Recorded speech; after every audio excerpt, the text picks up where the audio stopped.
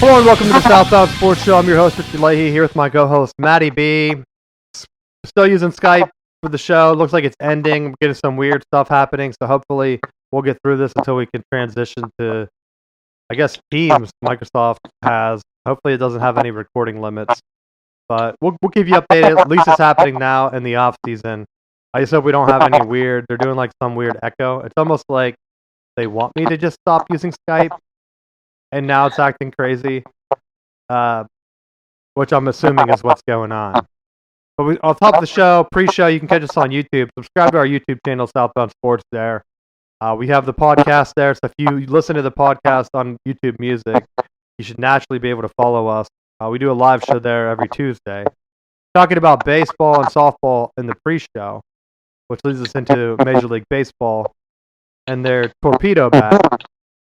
So, of course, it was a Michigan guy that invented this Torpedo bat. So I get like tons of texts about like, whoa, cheating in every sport now, bro? Like, you can't even get away from it. Still cheating. Like, are Michigan guys just trying to get an edge at every sport they're helping with? And the Torpedo bat, to me, is interesting because I actually, what was I watching? Like, I think we just had like some crime show on, and the lady was describing like baseball bats are like made out of maple because it's like a heavier, denser wood. So the Torpedo bat, from my understanding and what I've read, is made out of birch, which is a lighter wood. And so the rules for Major League Baseball is the bat can only be so long. The handle has to be a certain, like an inch or something like that. But the barrel can be 2 inches. And I don't think there's a weight limit. There might be a weight limit. But basically what they're doing is they're putting the barrel can only be so long. So typically in the past, if the bat was heavy, you would have the barrel near like the end of the bat, right? To give you the most velocity, you'd swing the bat, and then you'd put a hit on it. If kids are in Little League or you watch old school baseball, what players would do is they would choke up on the bat. So you choke up, you cut off some of the handle, and then you get more control of the bat, right? Yeah. So the Torpedo bat is taking that concept of the choked up bat, moving the barrel down, right? But keeping the length, so the barrel kind of tapers down near the barrel, near the end of the bat, because they're saying, based off video evidence and like their analytics, if you hit the ball on the end of the bat anyway, you're screwed. Bat could break. You're not going to get power on it. So they're saying, why not just make that thinner? Right? It's already going to be a dead hit if you hit it there. Why not make the barrel, because of the way the barrel used to taper, where people would hit on the meat of the bat, it wasn't as thick, right? So they thickened the part where most of the power hits come from. So it's kind of like one of those wiffle ball bats you buy at like the Dollar Tree, where it's just a thick barrel. And you're like, oh yeah, this is like a bat. And you go out to use it and it sucks, right? Because it's made of like the cheapest plastic, almost like a straw material. You just bend it in your hand. So it doesn't have like the thick, thin yellow bat that's kind of harder plastic, put hurting on the ball, or even some of the other thick bats. That's kind of what they're doing. They're taking the concept of a big barrel bat, but they're making it thicker and heavier in the middle and not so much on the end. So you get hit in the handle, you get hit on the barrel, you're still not going to get really a hit. Right? I mean, they can still get through. Broken bat singles happen all the time. Right? Especially if there's like a shift on. So it's a great concept. Apparently, it's within the rules, but they had Major League Baseball clear it. And then they waited to see. So I guess some guys used it in the fall league last year, and then they really opened it up. But I mean, Yankee Stadium already has like an easy left-handed home run, right? So all you're doing is just trying to hit it up in the air with the heavy part of the bat. And the cool thing is, because the weight's redistributed, the bat feels a little bit lighter. You're able to swing faster. So you're still getting the faster velocity swing. And you can wait on the ball then too. Because where you can just sit, and before, if the weight's on the end of the bat, it's a lot harder to stop, right? So like if you try to check a swing, that momentum will just carry the bat through the zone.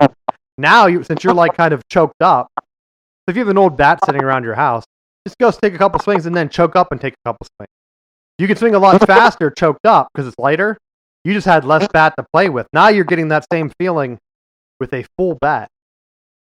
So I honestly would like to try one. I haven't tried one myself. I don't even know if when they would start selling them, because I was in a wooden bat league, like a prep league or whatever, where we played wooden bat, traditional like MLB style baseball. And so I'm curious to see if those bats start to show up there. Because before, even if you hit it, they would tell you the label has to be up. Because even the label is kind of like ingrained, so it cuts into the wood. If you turn the bat and bat hits the label, it's a broken bat. They either had to have the label up or down. So there's intricacies for people that haven't played in a wooden bat league that like you don't think on TV, but you have to be careful because first off, I know wooden bats when I played, I think were like $30. So you could buy one yourself, take it to one BP, and if you broke it, then you're screwed, right? Yeah. Where a metal bat you buy, they're like $100 or $200. They don't really break; they just eventually go dead after a while.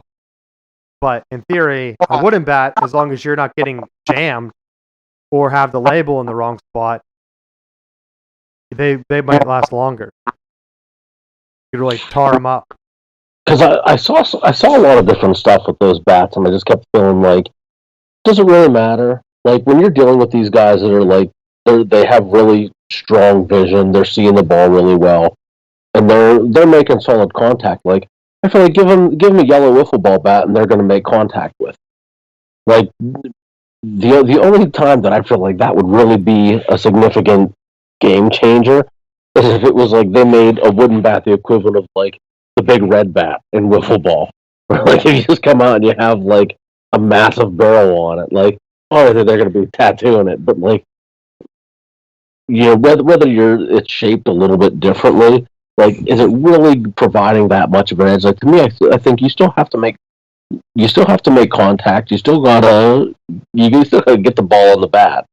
So to me, it's just like every team has access to it. If you think that they're having an unfair advantage, like stock up. See, I think the difference to me is on the off-speed pitch, the ones that usually people hit home runs on, because they're a little bit easier to like get a full power swing on. Where I think before, if you're fooled, right, that's why they tell you to choke up. If you're fooled on a pitch on the 2 strikes, you can kind of like, oh crap, it's off speed, but you've kind of already started your swing. And if it dips, like the changeup goes down, you're swinging over top of it, right? You can't really change your direction. But with this torpedo bat, I feel like where before you might just get it off the bottom of the barrel and it turns into like a weak ground ball, now you might be hitting a hard ground ball that can squeak through because you have a little bit more barrel there, and all you have to do is kind of just throw your hands at it.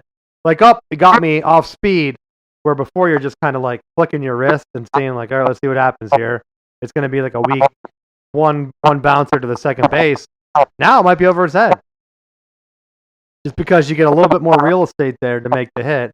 Home runs, I think people are just swinging more confidently, if I'm being honest. Where they're like, well, worst case scenario, I can still adjust my swing and make contact if I'm wrong here on fastball, right? Why not just go crazy? But I think it's the other hits. I think honestly, the reason MLB doesn't want to get rid of it, more balls in play that aren't like little nubbies, right?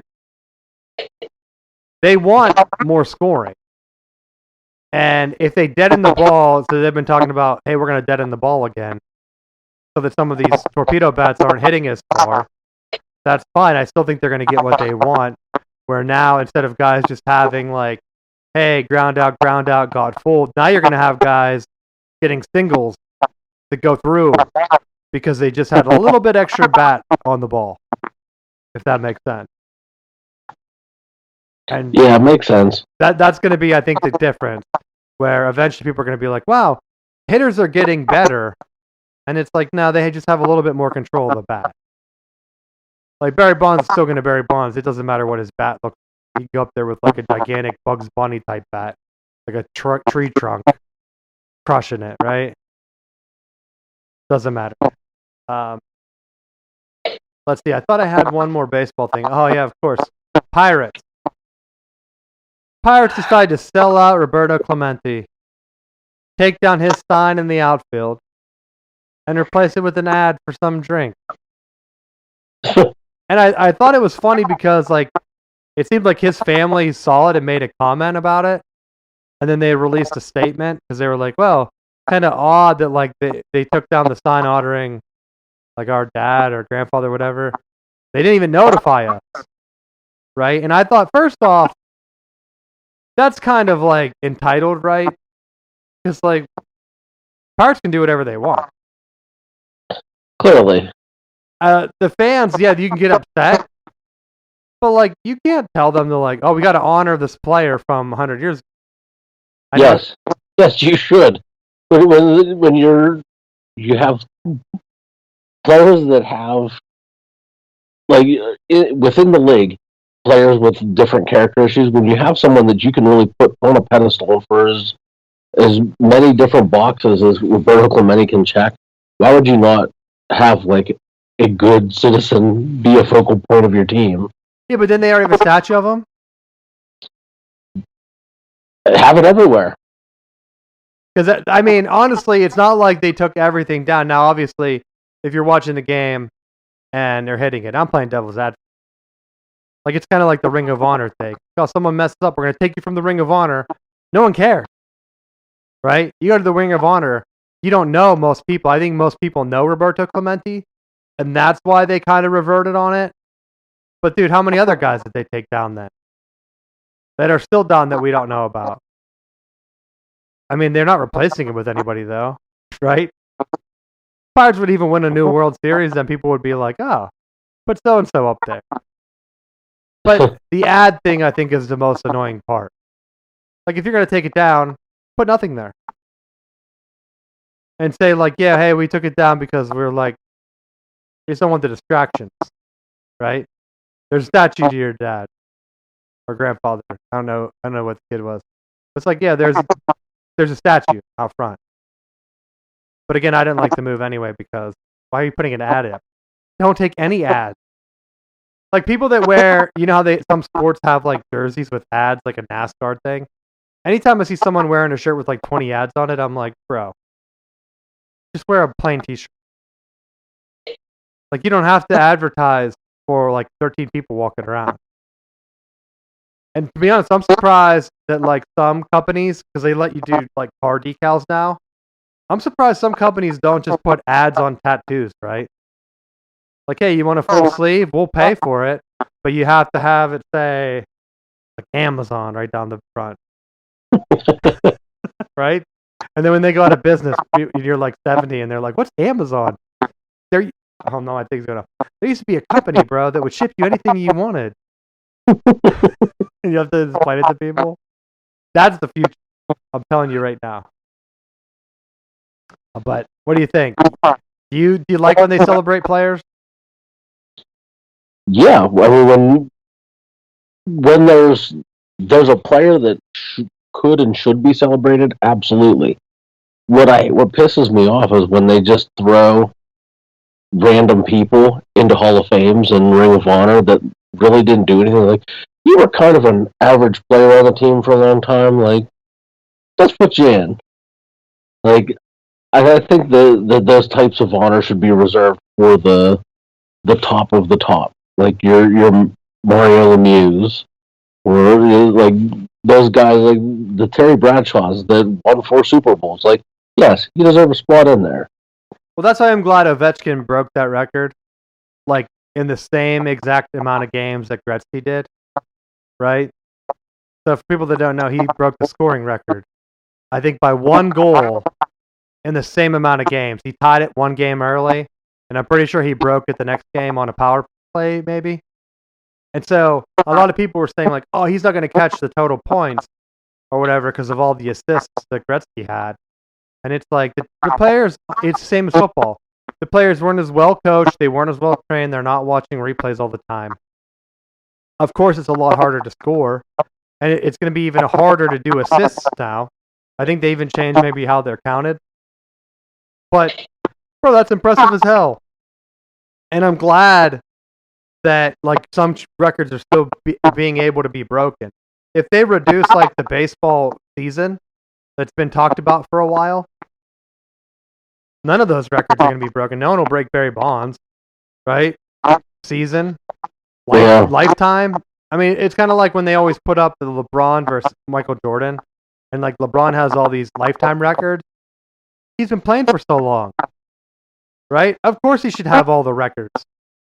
Kind of like Tom Brady, like all the Super Bowls. Like, yeah, he played for a long time. He has the most Super Bowls. And now it's kind of like with Mahomes and the same thing. Like, okay, he's getting there a lot. He's losing more than Brady. But all he has to do is have 10 more good years, and he could easily beat him, right?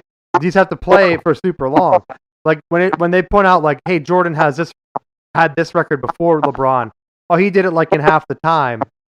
Then, it's not... Like for LeBron, I'm like, there's not even a comparison. Yeah, you played forever. Awesome. Like I don't see what. Yeah, you stayed healthy. Cool. You're not like the all-time greatest just because you were the oldest. And that's what I think a lot of records have become. And so whenever like Ovechkin can break that, then I get pretty excited about all of that. Just because going forward, then you have a lot of other players that might make a run at a record that can get fans to tune in. Where like what is it, like Nolan Ryan has like 6 perfect games or something like that, 6 or 7. I don't even know what he has. And it's like most guys barely get one. Like, will that ever be broken? Probably not. Or was it no hitters he had? I don't even know. But it's like, bro, you're not going to get that. Maybe even with the torpedo bats. Yeah. Unless they put lead in the ball and really deaden it. Every throw he has a Tommy John surgery. So they just have like 100 pitchers a game. But anything else you want to talk about for baseball or even hockey since I brought it up? No. I brought up the Penguins last week and I thought they were doing bad. And then I thought they've been winning a lot. So I better backtrack. And I looked it up. They're still like second to last. And it's sad to watch Sid go out like that.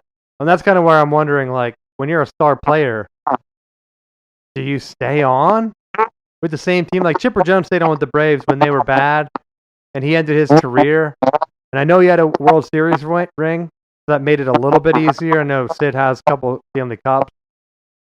But at some point, like, when you're a fan of a team, let them do a victory lap and try to win another championship. Or are you the type of guy that wants to see him play forever, like Roethlisberger or Chipper Jones?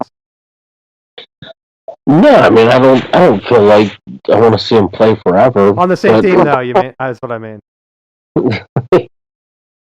Like if they're in a long career, like right now, Aaron Rodgers could have just hung it up. Did he have to go ruin the Jets? Just give up, end your career, bro. You had a Super Bowl. You had a good run. You couldn't get it done. I think right now it's easy to say that, and then when he'll inevitably sign with Pittsburgh and have a Pro Bowl year, and then be like, oh, another 2 or 3 years, and then what do you count Pro Bowls? Everyone has Pro Bowls now because people don't play in the Pro Bowl, right? Well, you can still count it because when it goes into the Hall of Fame, guess what they're going to say? 19-time Pro Bowl. And then people are like, how many quarterbacks are picked? Well, they had a lot of kids sitting out, so they had 20 that year. And like, top 20 QB. Awesome. That's what I think.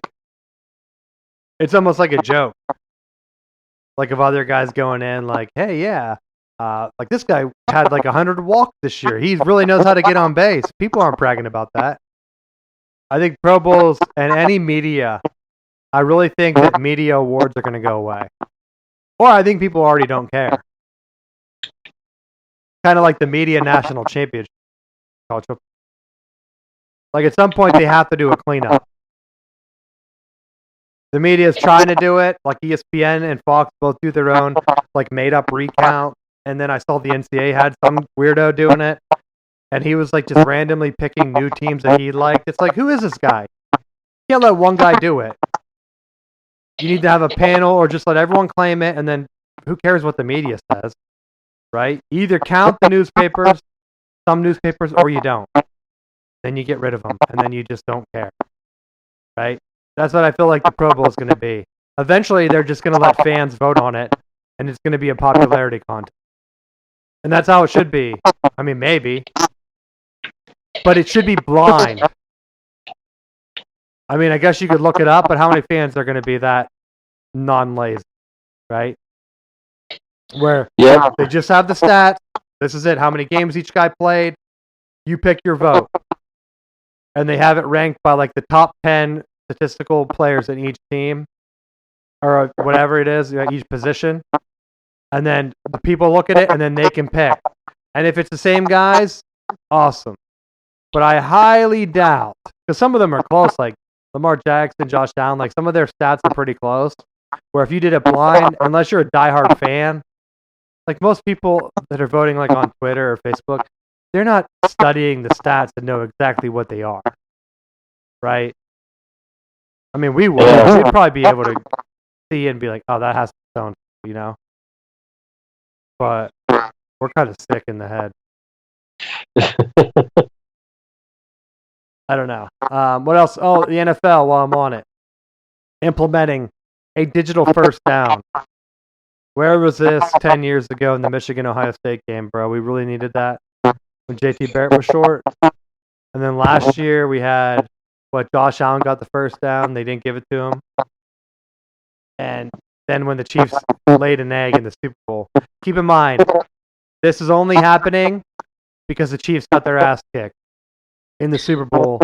And then the NFL realized, whoa, the Bills-Eagles might have been a better game. And we blew it because we let the refs decide to put the Chiefs in. That's the only reason this is happening. The only reason. Same thing when that Michigan-Ohio State game happened. And then Ohio State, of course, didn't win anything again. And they realized, like, oh, man, maybe Michigan would have had a better chance. And at that point, too late. Too late. So you have to kind of just let the better team win sometimes. Don't get your hand in there, Big Ten, NFL, these other leagues that can easily swing a team with poor officiating. So I'm happy it's happening. How many times do you think people are going to complain about this next year, Matt? Over, under, per game? 5? 3? Less? More? 10? I don't know. I think it's going to be 3 times a game. There'll be like a really close one where it's like, the ball doesn't know. Get out of here. Where is it in the ball? Is it the entire ball? Is it like in the middle of it? Because that tip looked like it was over. And then we're going to have like people complaining. But I feel like most people aren't going to tune in until like the end of the game. And there will probably be, it's just like the same NCAA basketball thing. Where like some games have like 5 reviews to see who touched it last. Some games have like 1. I feel like 3 is right in the middle of it. But there's always at least one review that you're like, what are we doing? Why are we reviewing this? And it depends how they implement it. If it's automatic booth review, if a dude has to run off the field and look at the computer and have it say yes or no, like in a DMV, like eyesight test box, where it pops up first down, and then he runs back on the field, wastes a minute, I'm going to be really annoyed. Right? Absolutely. I mean, heck, just give it to the announcer and let him announce. That's a first down. That's a West Virginia first down. And then everyone's like, yeah, first down. That's what I want to hear from the stadium. And then the official gives like a thumbs up. And then the guy in the booth gives a thumbs up. Right? Because on TV, you're going to hear it. In the stadium, you don't know. You don't know what's going on. You're yelling at the coach, trying to get him fired, hoping that recruits are down there. You can chat them up, say, "Come to our school. Come to our school." Right? A lot of moving parts. In the NFL, it's different. People are like trying to get autographs. It's like, come on, what are you doing with that autograph? You selling it? You selling that autograph? Anything else in the NFL you want to talk about? Where's my phone? The Aaron Rodgers thing, it's not over yet, right? No. I better check. Because, like, right after the show last week, that's whenever the thing came through, right? Yeah, where they announced about the yard markers. Yeah. But I'm actually surprised that they're not taking that and using it as a trial run with the UFL either. Well, I feel like they're not really in league with them yet, and the UFL is still doing their thing. And even looking at the rosters, I tried to look through to see if there were any like big time stars. I still feel like UFL is kind of just not there for me, where they're not drawing in the big time college stars that wouldn't make it in the NFL that people would know, right? I feel like you have to really be a college football fan to know some of these guys.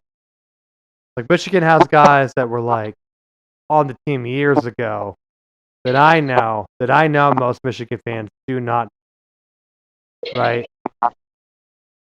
Yeah, I mean you hit the nail on the Like head. 1 out of 5. I think that's what it was. Like for Michigan, I think there are 5 guys on there. I think I saw maybe less, but I think most people would only know one, the running back that's been in there a long time, Devonta Smith, which was from Harbaugh, I think's first team. I think he had the big run against BYU. That's what people would know him from. But do people remember him? Like, no, it's not like they're getting like if Blake Corum or someone got bounced that most people know because he's a successful vacuum salesman. Then maybe other people would tune in. Or like what happened to all those Ohio State wide receivers that kind of like went through the league? Not all of them landed. Where are they? Are they gone? Could you get them to try to make a comeback tour? Did they just get priced out of the NFL and they're retired? What about like all those USC quarterbacks and Oklahoma quarterbacks that get hyped up every year? They're not all in the league still. Or like all the other air raid QBs Mike Leach was throwing out. Like, where are they? Selling car insurance? But I almost feel like with the way some of the league feels is that they're still in a place of I want to be comfortable with the people that we're bringing on board, so we're only going to go with people from here or going from recommendations from this coach. So it's still not as wide open as I feel like we would like it per se.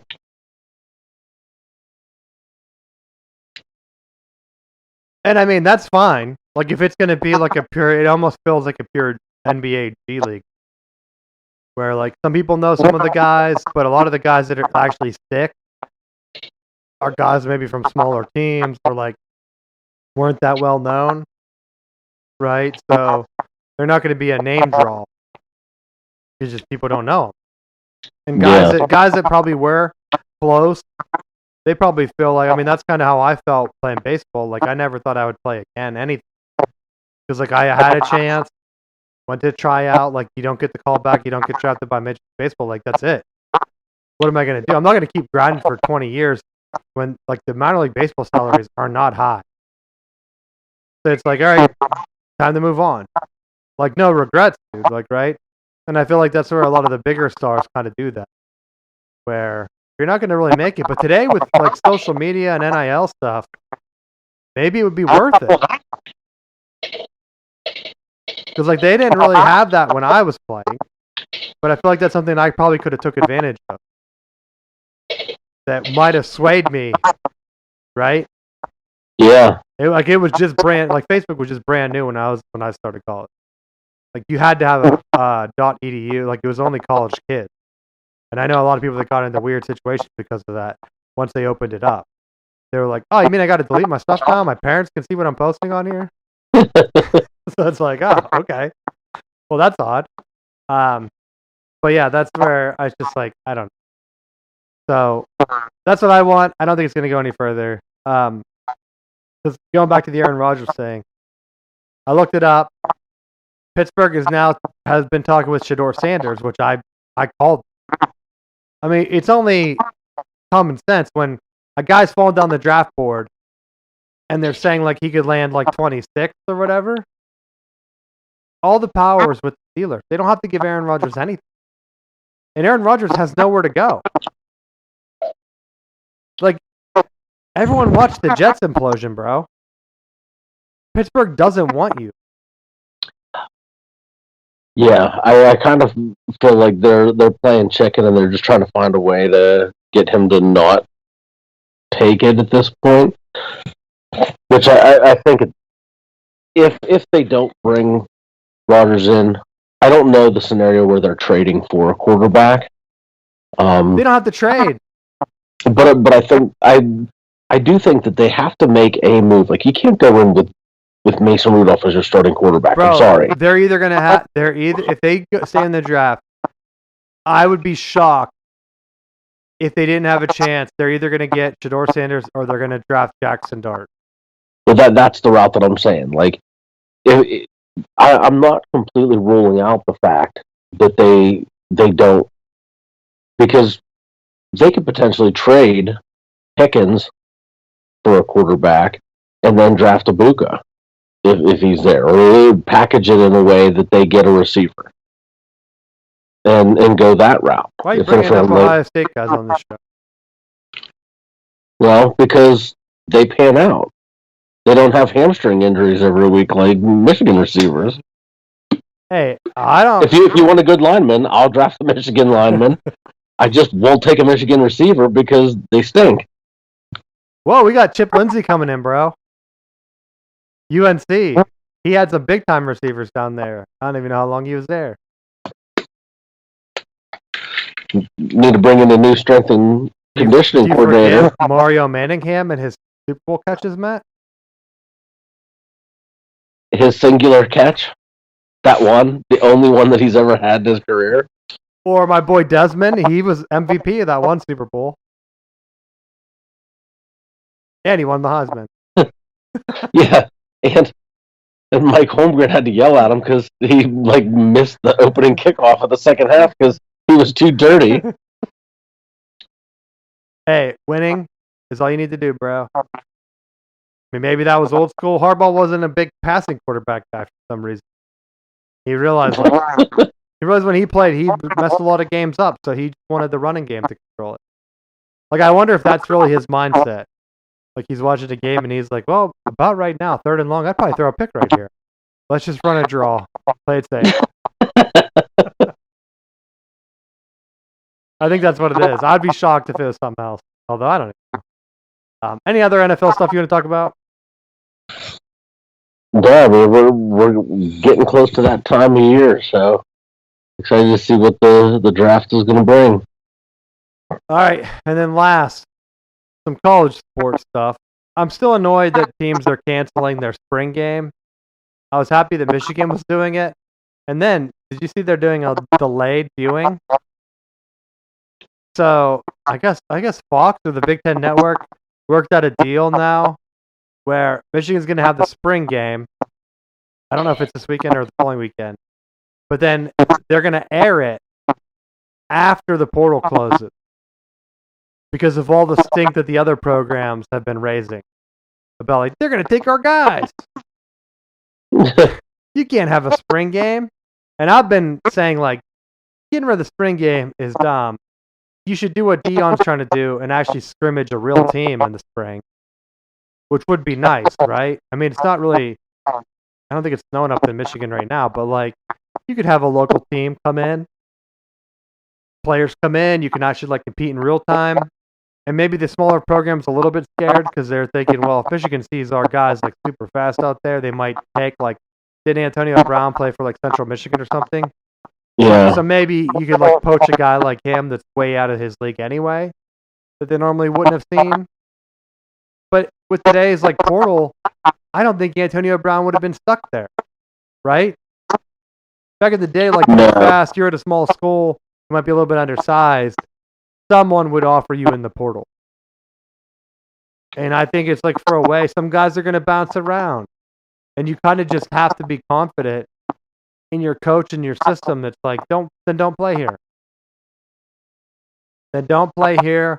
We see with basketball, you see guys like moving around, and it's benefiting some of the bigger schools. And other schools, it's not really benefiting them. And they're playing like they're old, like, hey, we're going to keep doing this and build from internal.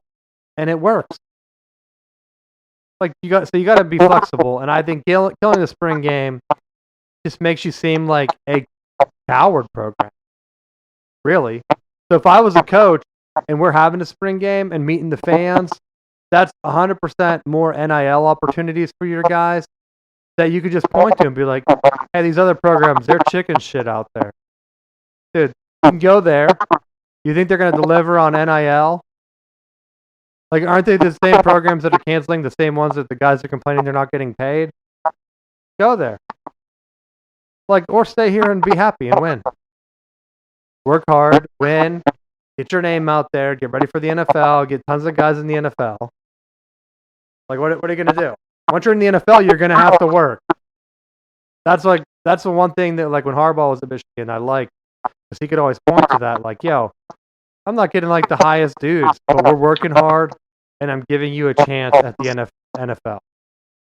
So if you don't have, like, high offers from Alabama or Georgia, or heck, you don't think you're going to play there because they're telling you you're going to be a backup role, come here, and I'm going to get you ready, and you're going to have a chance. Now, if you don't work hard, that's on you.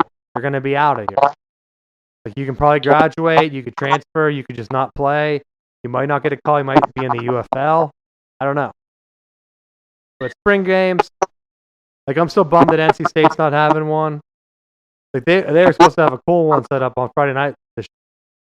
Then they canceled it, and it's like, what direction is the program going? Like, what excitement does NC State have going forward? If I was a fan, like a diehard, I don't know I'd be excited for the year. I don't know if I would be excited for the year. So, I mean, it's not like Dion's here hyping everything up. I guess that's more why I'm bummed out, right? Yeah. Awesome. Cool. NC State. Like, yeah, they won the league in 30 years. Like, nah. They played for a championship game? Notre Dame was in the conference 1 year and they were in the championship game. It's a joke. Like, that's sad. Pitt won it. Can't win one? Or make it there? Don't blame the coastal stuff either, because what was Pitt's? No, Pitt's was were they open? They weren't still in the coastal when they won it, because then weren't they playing like Wake Forest or something? I think that's who they played. Maybe I'm wrong. But I thought it was open. Now it's open. You don't even have a division. You can't complain about playing only the tough. Beat them one time. That's why I complain. The NCAA basketball tournament, Houston had a chance to finally end its curses, and they were up by 1. And then they get the ball back after Florida scores or whatever, and all they have to do is score a 2-pointer to send the game to overtime. Instead, they try to shoot a 3, and the guy panics and dribbles, smartly realizes that he can't touch it again, right? Well, but when he went up for the shot, I think he could have dribbled with. No, once your feet leaves the air, you're done. I think it happened in the Michigan-Auburn game, or one of the other games I watched, where the guy jumped, he dribbled, it can be a pass, right? You can't be the first one to touch it. You can't pass to yourself. So, he was smartly knew that, so he just kind of balked the other guy out, but then they didn't have another guy around him. I don't understand why he just didn't throw the shot up. Worst case scenario, they foul him? If it's blocked, and I mean, he has to regret it, man. How many nightmares do you think that guy had?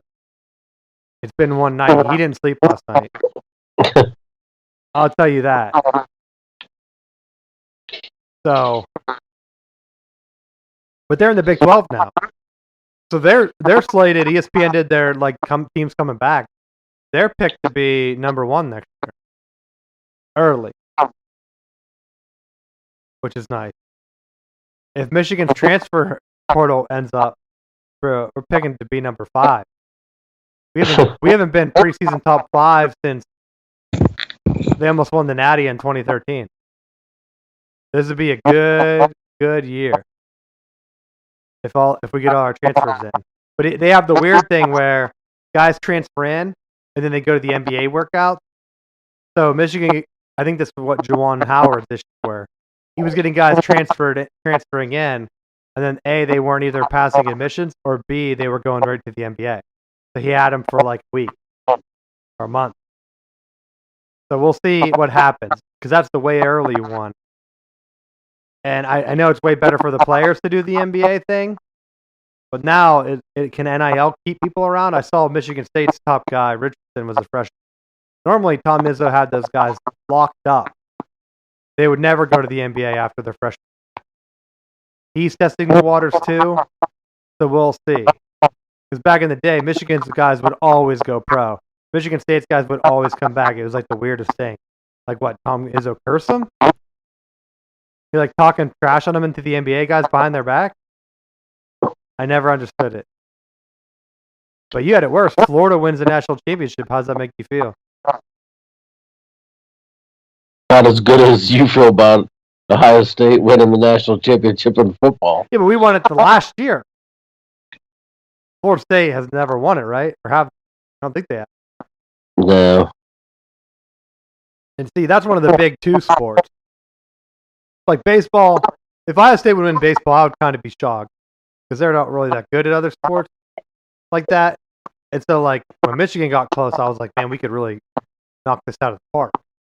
Right? If Ohio State won basketball, I'd kind of be like, what? Did they hire that 80-year-old Greg Odom again? Like, well, didn't they have like a super old guy that one year? Was it Odom? I can't remember who they even had. They almost won it. They were runners-up, I think. The part of the Big Ten curse, or the Big Ten is only runners-up. It's Tom Izzo won it that one time. He's still living off it. 20 years later. Just like that Syracuse guy, Boeheim, whatever that guy's name was, he's coach for 100 years. Living off Carmelo, baby. I think he only had 1 title. That's all you need in basketball. You win 1 title, you coach for 50 years, and everyone loves you. That's the key to success. So now, Dusty May has to win Michigan a title, and then we're smooth sailing right now, right? Coaches 50 years, gets to a bunch of Final Fours, maybe wins another one. I mean, that Duke coach, that was an awful collapse, right? I thought Duke was going to just run away with the national championship. And when they blew it to Houston, credit to Houston for hitting their free throws. The end of that game down here, dude, they had like, hey, don't riot, right? Hey, don't go, there might be riots, don't go downtown Durham. I'm like, oh, they're rioting over the basketball game? They should be like petitioning against their coach. No way does a team have a 9-point lead or whatever with a minute left, and then they're up 6 with 30 seconds left, and they lose in regulation by 3? What? They can't even get the ball in. Houston touched the ball out of bounds and got a technical, and the guy missed a free throw, and then I think they turned it right over. It was like everything on how to lose the game. Heck, the guy could have just threw it up on the other end of the court and let the guys fight over it, and Duke would have had a better chance to win that game, because that probably would have took extra seconds off each time compared to how they inbounded and did nothing. The guys can't make a free throw. Talking about guys having nightmares. That has to be them, right? Especially if their guy goes pro, because he's another one. Their freshman guy that was like player of the year or whatever, he missed that like drive in. Use the backboard, dude. Use the backboard. No one does that anymore. No one's going to watch your highlight of you winning, hitting the backboard, and be like, you didn't call bank. Like only jerks like in your like friend zone does it, dude. He easily could have banked that in. That's what I thought when he took it. I thought, oh my God, why did he bank? Because he was kind of like a little bit off balance. Even if you bank it up and it bounced off the rim, you can have a second chance. The way he short armed it, no second chance shot, nothing. That's my men's basketball thing. You want anything you want to add in there? No. You're just not a big basketball guy. What about women's basketball? You like that? I did. Then not anymore. Because Caitlin Clark or because you had a crush on another player?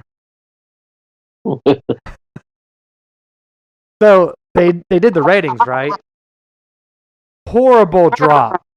And they were like, the WNBA was, or women's college basketball was up, dude. We don't know what happened. It must be a down year. They had like 18 million. They were more popular than the men's. And I'm like, people just wanted to see Caitlin Clark and her band. Nothing against the other Iowa players. They were not highly ranked recruits, right? That's why I watch NC State's women basketball. Them getting to the Final Four last year and like consistently being good in the ACC and being like a top seed. They're not pulling in top recruiting classes. So even like the Big Ten, UCLA, and USC, them making a run this year, I was really cheering for one of them to get it done. Because like UConn, top recruiting class every year. Is it impressive? No.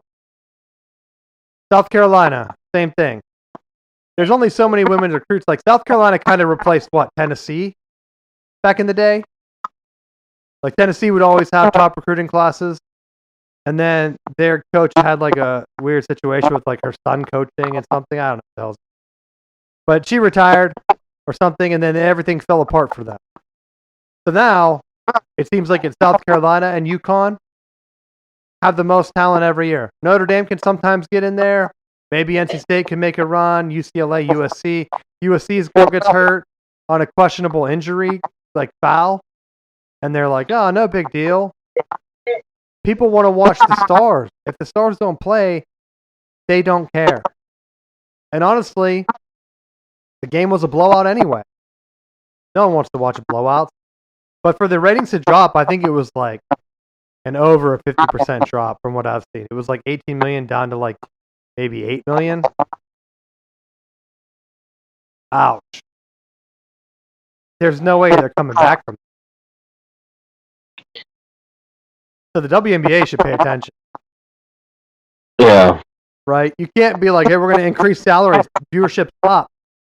Caitlin Clark retires or like just gets sick of it. Because it's not like they're paying them millions. Like she probably makes more in endorsements anyway. You could just go play an Ice Cube League, right? People would watch that instead. So I feel bad for some of the players that like. Although I don't know, because like if all the top players go on one team and you're on a team of not top players, you have to know like it's going to be hard for you to win the championship, right? Like I should have went to UConn and been like a fifth bench rider. Maybe I'll get my chance. But like we've all seen, UConn, them winning championships in basketball and women's basketball doesn't move the needle enough for them to get added to a conference, right? Or did they join the Big 12 yet? Is that in? Do you know? Do you remember? I don't know. Because even then they were like, we don't know if we really want you. No, it's on pause, bro. Could you imagine? They're like, we keep winning championships, and they're like, you suck at football. These championships don't matter, right? That's honestly what they're telling other people. Bro, basketball championships do not matter.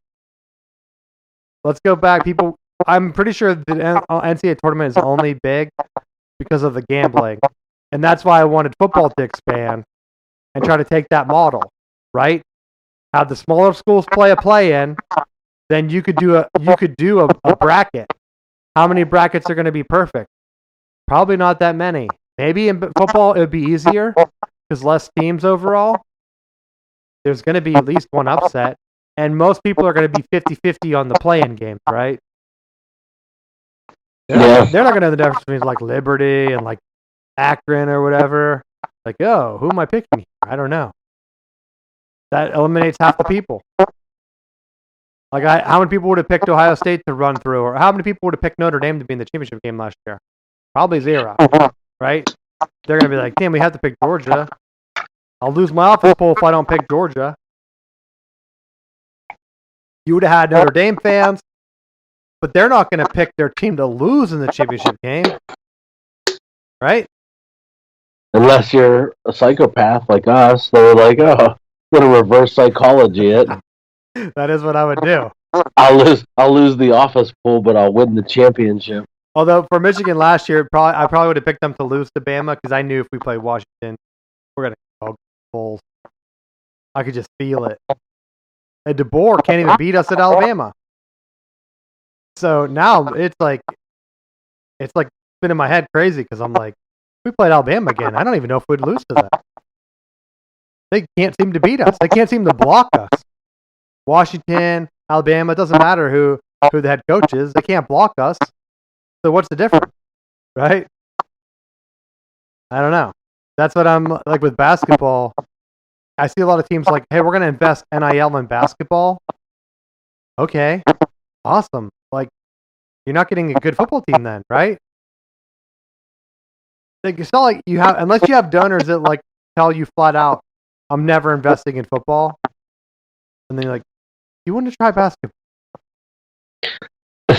I don't see you can be like, hey, we're going to take $10 million from this football donation. We're going to put it into basketball. How that's going to help your football team or your school in general, right? So I don't know, but that's my show for today. Anything else you want to talk about? No.